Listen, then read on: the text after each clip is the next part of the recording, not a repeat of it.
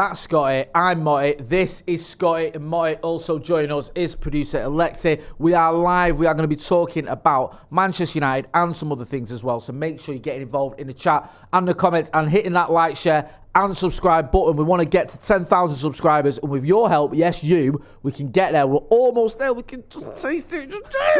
What do we win when we get to 10,000? Get a plaque, bro. A plaque? Yeah, a red plaque. I mean, is one each or do we have to? We'll share it. I'll look after it for you. All right, nice one. Like my plasma TV we're having. Yeah, as Jay says, please make sure you're subscribing and liking. Good times are coming. I had no idea what we're talking about this evening. I had no brief I'm at not throwing all. anyone under a bus, right? You are. But producer Alexi has been peddling this headline all day, yeah? He's like, he's an optimist. He's feeling positive. He's like, look, lads, good times are coming.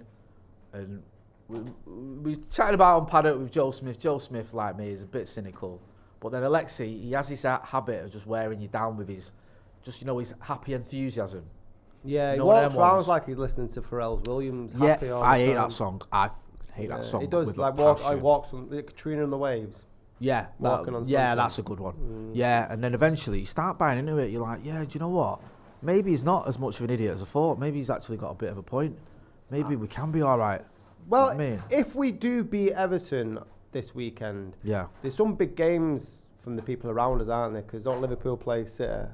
About time them two played each other. Yeah, so we could be within 3 points of one of them if we win. Sure. Which is insane, That's really. Considering we're playing, most of the media said we're the worst team since football started, and I don't think I've been particularly positive about our performances on the pitch, and rightly so.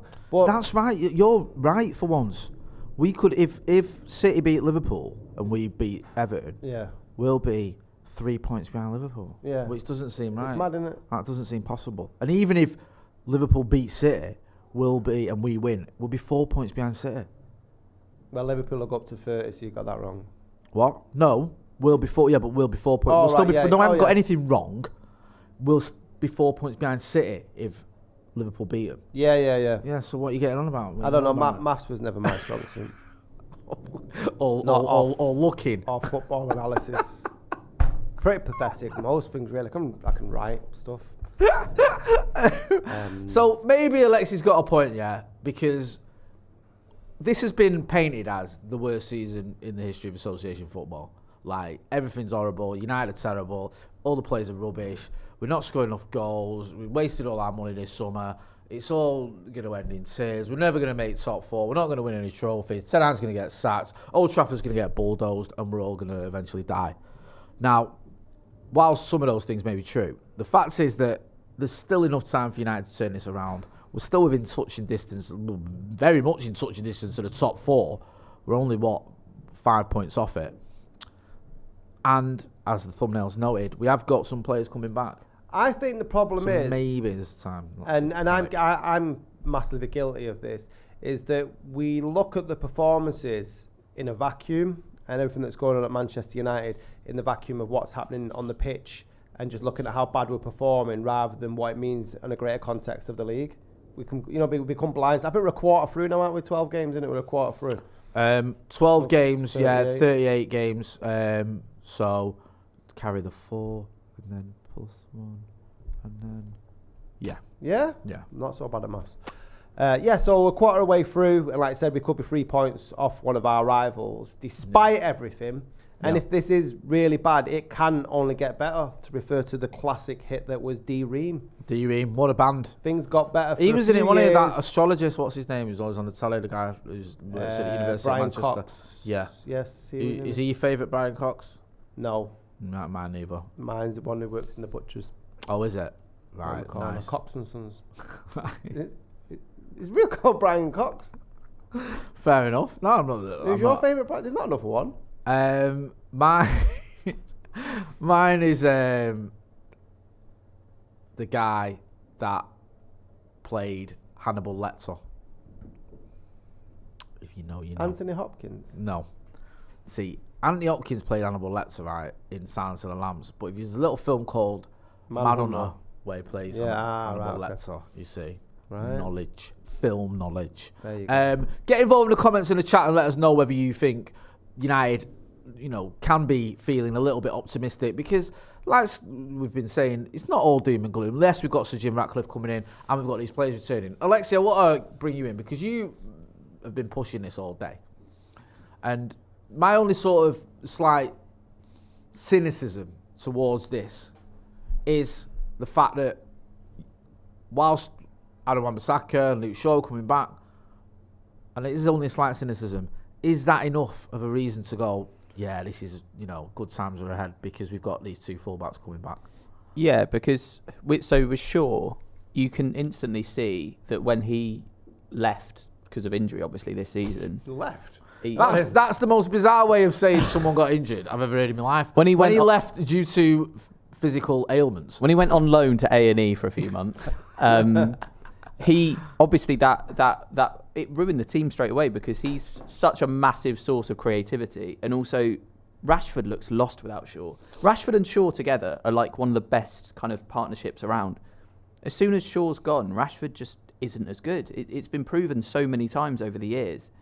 Even you can go back to like 2015. You had Shaw and Memphis on that left-hand side, and Memphis was actually playing quite well. Shaw breaks his leg. Memphis never plays with Shaw again. Memphis never played with Shaw again at all because he left because he wasn't good enough. But the start of his time there, he was good because he was with Shaw. So it's again, all roads lead back to Shaw. So everything relies on Luke Shaw that United are going to be positive following his return. I agree with it though, because as a fullback, I think he's better than what Wan-Bissaka offers on the right, and I'll come back to that in a minute. But in terms of Luke Shaw on the overlap, he offers a hell of a lot more in terms of attacking ability as well as defence. And obviously we've been conceding goals, but my big concern hasn't been the goals that have been shipping, it's the lack of goals that have been scoring. And this goes back to last year, because if Marcus Rashford doesn't bag 30 last year, I don't think Ten Hag's in a job now. I hear everything you're saying. The only sort of slight concern I have with Shaw, and I understand the fact that Rashford's form has suffered, and I'm hoping that Shaw can get him going again because it's painful to watch Marcus Rashford right now. But I just think he's... I just feel with Shaw, he's still he can be inconsistent. Even this season, and I know he's not as been foot, but there's no guarantee that he's going to come back in and be the Luke Shaw that he was last season. No. Because he does seem to have these peaks and troughs, and the peaks are very high and the troughs are quite low. And considering Alexis just put the weight of Manchester United's season on his shoulders as well, that's a lot for him to carry forward. But Wan-Bissaka coming back on the right. Now, I think Wan-Bissaka is one of the best tacklers in the game, but I think that his downfall is when he goes past the halfway line. And when you look at Anthony as well, who isn't the most productive right wing, we may as well not have any attacking down the right hand side. And what the problem is there, it becomes too predictable for opposition to read it, because fine well Anthony isn't going to go past a man. Wan-Bissaka can't do the overlap and cross, or he can, but he's not very productive here. I think he's got better, but in terms of elite fullbacks, I don't think Wan-Bissaka's there as an overall package as a modern day fullback, because the more I don't know, more wingers, aren't they, I think, fullback compared to what they used to be back in the day. So it's great for Wan-Bissaka coming back. It hopefully may offer a bit more stability in front of Onana.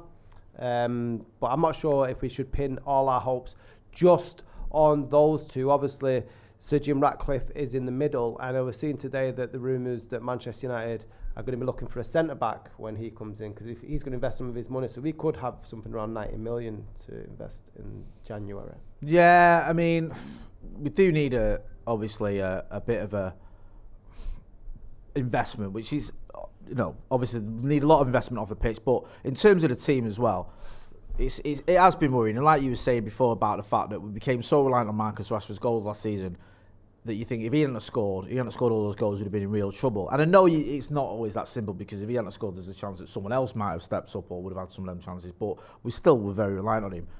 The trouble is this season, he stopped scoring and no one stepped up. Yeah. And the hardest thing to do in January is to buy a goal scorer. Because no club wants to sell you any player that's scoring goals because they can't replace him. So usually clubs will be like, well, you can have him, but if you want him, you're going to have to get him in the summer.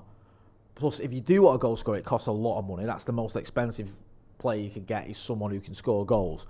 So I just feel that, yes, we can make sort of moves in the January transfer window, and we can bring players in, and I'm hoping that we do that. I just feel bringing in a goal scorer is going to be tough. My main hope, and it is it's not a complete hope. I do have a little bit of expectation. I do think that Rasmus Højlund's going to start scoring. I do. I know he's been doing it in the Champions League. I think he'll start doing it in the league as well. Yeah. And I'm hoping that once he starts scoring in the league, he'll hit a bit of form. And I do think Marcus will get back to something like the play we saw last season. This is massively out of form for him. 1 goal all season. Like, he doesn't usually do this. I think he had that one season under Rangnick where he scored about 6 goals. And then, like, I think 3 of the last 4 seasons, he hit 20 plus goals. Yeah. So I would expect him to get going at some point. It's just taking him longer than usual. How much do you put down Rashford's form to the arrival of Rasmus? Because obviously Rashford was our main goal threat last season, and I think I touched on this on one of the watch along. Is Rashford trying to learn how to play on the left again, which I think is his best position, whereas last year it was all right, everything's on me to score, but now he's trying to become more of a provider as he is a centre forward. And I know him and Rasmus hasn't played every week because Rasmus didn't start on 3. He had like missed 4 games, didn't he? Yeah. But when they have, I think the link-up play has been pretty decent. But what do you make of that? How do you think that sort of the arrival of Rasmus and Mason Mount as well in the middle? Because I don't think many people have touched on this, because when we get new players in, Man City seem to get like a grace, don't they, with like a Grealish, like he gets a year, don't he, before you can... Didn't he? I mean, I know he won the title his first year, but I don't think he set the world alight. For £100 million, you know what I mean? He was a bit underwhelming in big chunks of the season. Yeah, but he didn't come under the criticism of Mason No, Mount, you're right. and half the price. So we've had these new players, obviously with the like Onana, and I'm trying to look at the positives here that it can get better. So how much do you put that the sort of new way we're trying to play maybe with Rashford and the new signings is affecting his form? I think there might be better. I think we look like we're confused on what to do with him at times. Like, he's started using him on the right a few times, hasn't he? Like, is that because Anthony's so bad though? I think there might be a mixture of that, but I think if you're a right-footed player on the right and you've got a striker in the middle who's in and around the box, then you're going to be trying to get your crosses in, aren't you? That would seem like the most obvious thing. If you're on the left and you're someone who's just bagged 30 goals last season and you're right-footed, you're going to be cutting in trying to get your shot off. Yeah, we have seen Marcus try and create on the left. He's done it as well to Højlund. Don't forget, he set him up against Bayern Munich. He was a bit unlucky against Brighton as well with the one that just went out. I think that was coming from the left-hand side. And obviously set him up against Galatasaray for that first goal, although that was on the right. So he has provided for Højlund to a certain extent.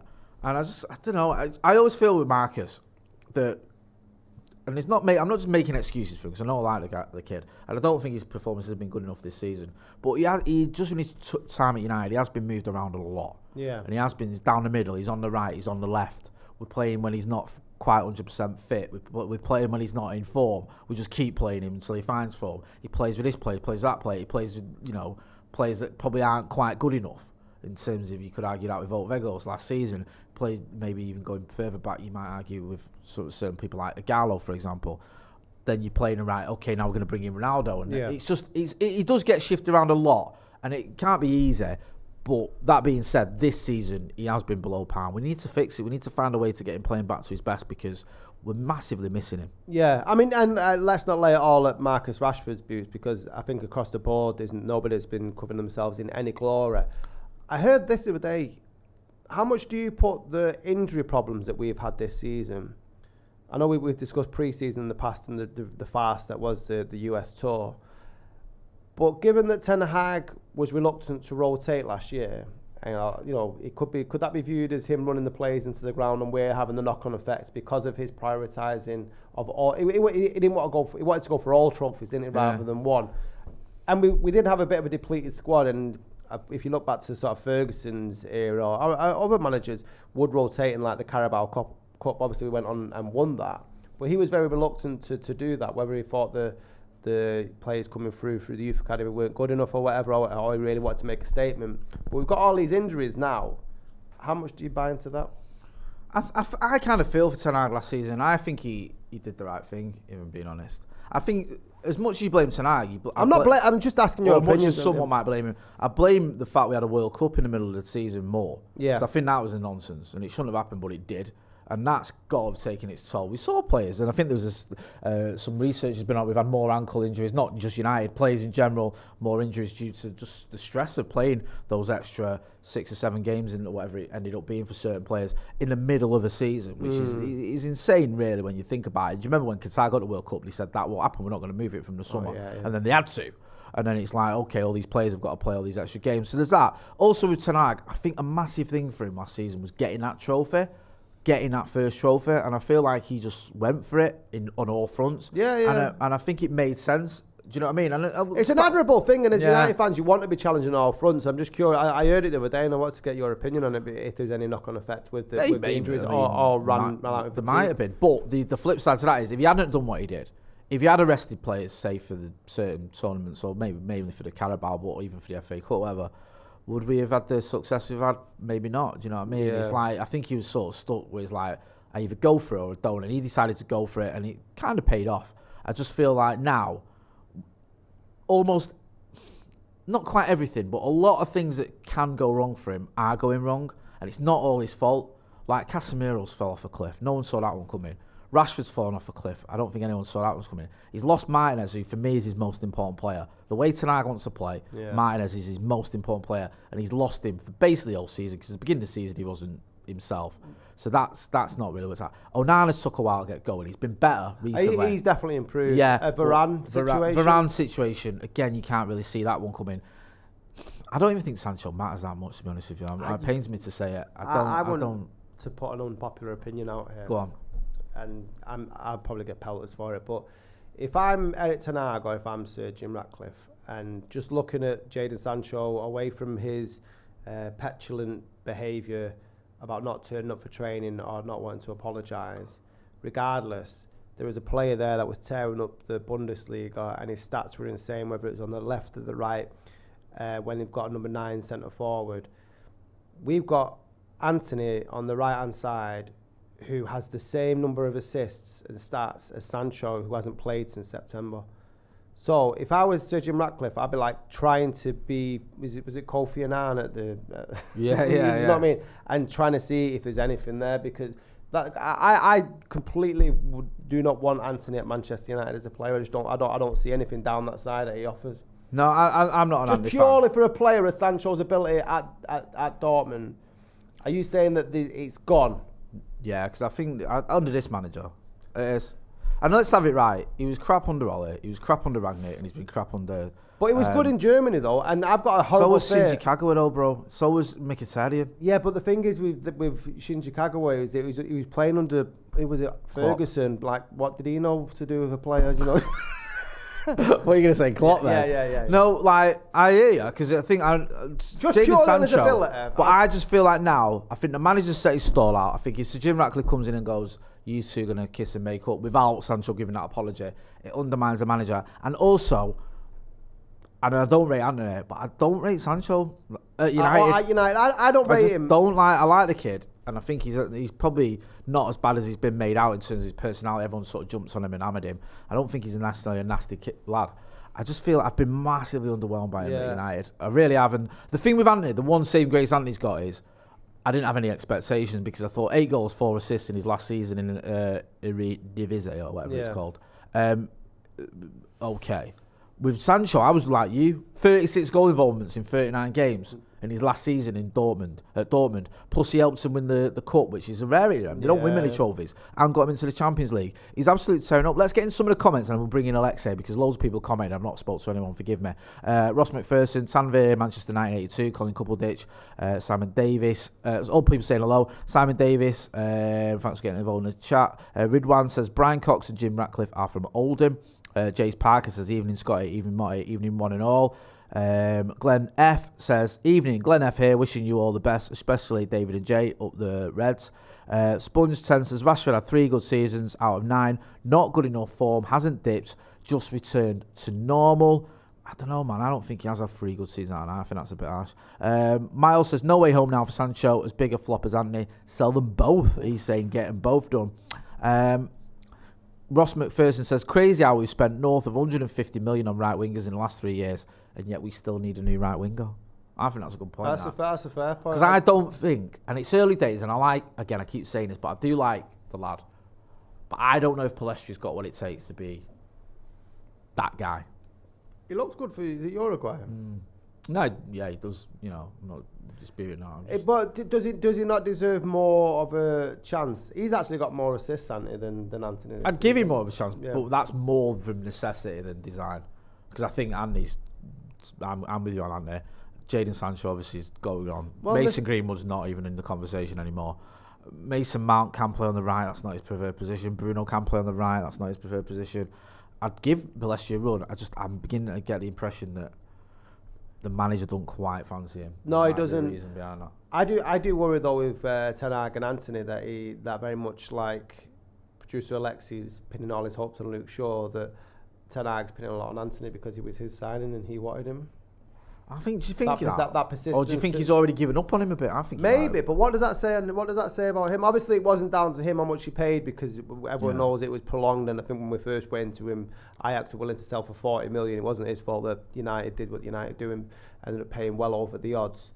But I don't know. For me, I just prefer to see Palestra down the road. I would much rather see Palestra. Whether he's going to be a long-term thing or not, and I agree with you, man, before who said that 150 million wasted on right wingers. I just know that Jadon Sancho definitely has the talent. It's just a pity and a shame if he is to leave Manchester United that no manager was able to get a tune out of him. It's been very sad, isn't it? Very much like the Pogba situation, I think. Yeah, it's like that player at Dortmund was unbelievable, and we haven't really seen that at Manchester United. And I don't know, it's weird because, like England are playing tonight, I know no one cares, but they are. And a few years ago, people looking at Sancho as the future of England. Like, that is a player who is going to be one of England's future stars. They were looking at it the same way they're looking at Bellingham now, and that might sound a little bit OTT, but it's not. Like, if you go back a few years just before them Euros, even beginning them Euros, even when he was at Ukraine where he had a world there, people go, get Sancho in the team, Sancho's a guy, forget Saka, forget this, whoever, get Sancho in. And with good reason. Yeah. And now, no one, he's not even playing for United, so obviously he's not in the England squad. But even when he was playing for United, he wasn't in the England squad. He fell out of favour so quickly that he couldn't even make the final 22, whatever. Yeah. If and when Jim Ratcliffe comes in and he isn't too keen on Ten Hag, and say a new manager comes in, does that give him a reprieve, do you think? Yeah, I think it might do.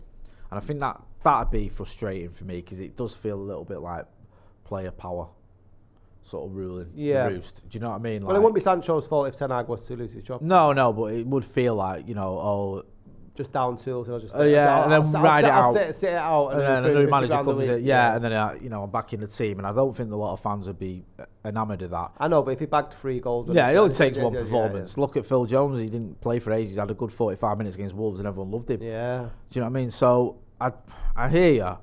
I hope it doesn't come to that. I hope Ten Hag outlasts him because just another manager go in, and it feels like another reset. It'd be massive deflating. I think on the Anthony situation though. If Anthony isn't going to kick on, which it doesn't look like he is, not giving up on him yet, because he still might. But if he isn't, I think Ten Hag needs to bite the bullet and just say, I got this one wrong. And you're allowed to do that. Like you say, he didn't choose that fee. And don't forget, we signed Anthony once the season had started. So it was like, he wanted the player. Yeah. We didn't get him. And then they said to him, we'll get him just before deadline day, but we're going to have to pay this. He's not going to be bothered as much. He's going to be like, right, well, either get Anthony or don't. That's the 2 options I got. Same with Casemiro when you give him this 4-year deal with an option for another year. It was, again, the season already started. It was right near the deadline. It's like, we can get you Casemiro. We can't get you Rabiot. We can't get you Frankie de Jong. We'll get you Casemiro. But it's going to cost us 70 million in a 4-year deal. If you're the manager, you think, well, either get Casemiro or don't. I'll have him. Yeah, desperate measures, isn't it? Yeah, and it's sad that that's the way we've sort of done business. But I think if you look at Pep Guardiola when he got Claudio Bravo in, big song and dance, getting rid of Joe Hart was a massive decision at the time. Let's not kid ourselves. So Joe Hart was very popular. He just won, he'd won the league with City twice. A lot of fans loved him. He's quite a young goalkeeper. Pep comes in, he gets rid of him, and brings in Claudio Bravo. It was a bit of a disaster.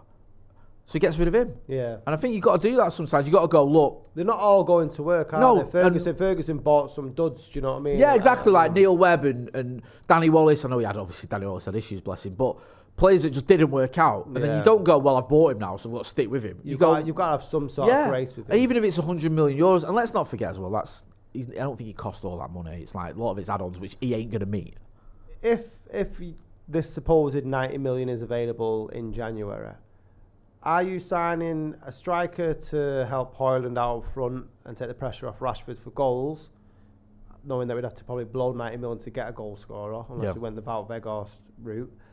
Would you go for the right winger to replace either an Anthony or the AWOL Sancho, or the unable Palestra, or the mildly capable Palestra, or would you go centre back? Where would you invest that money? If you've got 90 mil to splash on one position. I would go centre forward. I know I said it's difficult earlier to buy a centre forward, a goal scorer in January, but I almost feel like, right, this sounds really ridiculous, but forgive me. I almost feel like you've got a duty of care to get another striker, because I feel like it burned the man out. We're killing Højlund, man. I feel so. We shouldn't be doing that to him. And Martial is useless. I'm sorry. I like Tony M. I've always stuck up for him, but he's either injured or he looks like he'd rather be doing anything else other than playing for Manchester United Football Club. I don't see him being an option that you can rely on this season. I'm sorry. Marcus down the middle isn't the way forward. It doesn't really work. You need a striker. You do. And yes, you might have to go and overspend because it's January and it's hard, like I said earlier, to get a player in January. But I feel a striker in January, sorry. But I feel like you might have to do that because you can't just keep throwing Højlund in. Yeah. You can't. I love Højlund. I think he's a great player and I think he's going to be a very good player for Manchester United. But he's struggled for goals in the Premier League. He's had these little niggles and knocks. And it's like, just keep throwing him in, keep throwing him in, keep throwing him in. You're going to burn him out. Yeah. We seem to be completely out of sorts in terms of what our midfield makeup is, whether that's down to injury or Ten Hag's. I don't know if you don't know what to do with the sort of Mount and Bruno the situation and trying to create chances for Højlund, because that seems to be a little bit of a problem with the puzzle. But I completely agree with you. Is there a name out there that you'd sign for 90 mil? Because a lot of people have been talking about this McAllister at Brighton. I think he probably cost more than 90, to be honest. Do you know the only name? I think Tony, another one. He's an Arsenal fan, isn't he? I think that's that like his Arsenal. I don't. No, look, I think Arsenal in for him. If Arsenal go for him, then you ain't getting him. Yeah. But if they're not, and I don't know if they will, I think 90 million you'd get him over the line. In Jan? Yeah. And I think because of the whole thing, he's been banned for whatever it is. But I think he's not going to be match fit, but he'll be fit. He's not going to be sat on the couch eating Cheetos. So I think he might be the best option, because I think the other one that springs to mind is a Victor Osimhen. Would 90 million get you him? I don't think it would. I think they'll want, because they paid about 80 million for him, didn't they? Napoli. Yeah, they paid big money for him. He's got to be one of the hottest names. I think they'd want at least 110, 120 million. Yeah, easily. And I think he might have to take a punt, because we've been linked with that other kid, haven't we, the Iranian. But I think he's not really done a lot this season, and he's 31. And I don't know if he's really going to do much for you. Yeah. Can I throw two names Go on, out please there? do, because I'm struggling. Everyone get involved in the chat and the comments, let us know. Who would you sign and what position? And these aren't anyone we've been linked with, but I was thinking about across Europe who we could go, and the two extremes. Probably be cheap. He can score goals, and given what's happened at Everton, would you take a Dominic Calvert-Lewin? It's funny because I mentioned that this morning in the news. I think the only problem you've got with Dominic Calvert-Lewin is he makes Andy Martial look super fit. His injury record is so bad that I saw Sean Dyche in a press conference earlier this year saying that looking at how he sleeps, how he drives his car, how he sits. They have to sort of micromanage. Like what is it about him that keeps is he not sleeping properly? Like is he? It's so sad for players like I know. That, I feel for the kid. He comes across as a really nice lad. Yeah, I think he is quite a decent lad, and he's actually in the right place. Quite a progressive thinker as well, but I think there's an element like they don't know what's going on. Like why does he keep getting injured? Is it like literally is there something he's not doing right at home? So if it wasn't for his injuries, I'd be all over him. I think he'd be a good option, a plan B behind him. As well, yeah, I just feel you could get him, and then he missed 2/3 of the season or whatever. He'd be like Sabitzer last season. Yeah, you know, when he comes in and you think, oh yeah, player here, and then he's out for another 2 months. You're like, well, that's pointless. Okay, you know what I mean? The other end of the extreme is Vlahovic at Juventus. Dusan Vlahovic. 4 in 10, I think, or 4 in 12. He tailed off a bit last season, didn't he? But this season, I think he's picked up again. Was linked with us a little while ago. He's one of the names that Ralph Rangnick mentioned, one that he wanted. Great free kick taker, offers an aerial threat, physical. He probably would be looking more towards the 90 million range. He's probably a punt, anyway, you go, but he's still... He's only 22, 23. I think he could be a punt worth taking. And I think he's the kind of signing that people would go, all right, yeah. Do you know what I mean? Because if you're Rangnick, if you're Ratcliffe, you want that. Yeah. Do you not want that? You know, most managers, most owners, when they come in, they like that sort of marquee signing as well, don't they? Sort of say, all right, I've arrived. He's another one that's, I knew there was somewhere I'd read about him. He's another one that's sit with Arsenal. So I think you could even go, right, Arsenal have been linked with him, because apparently they're set to beat Real Madrid for his signature. He's a great player, you know. He was great at Fiorentina. Yeah, I think there was a period last season where the goals dried up for him a little bit. It's still got. Well, that was in the Juventus team that was getting a lot. Did they? I think got a lot of points. I think he was in and out of the team as well. Yeah. I remember Ronnie saying he'd been watching quite a bit of him and he'd sort of tailed off. But listen, his numbers are decent. Youngish player. How old is he? Sorry, 23. Yeah, so it's not like he's past it by any stretch. I'd have him. Yeah.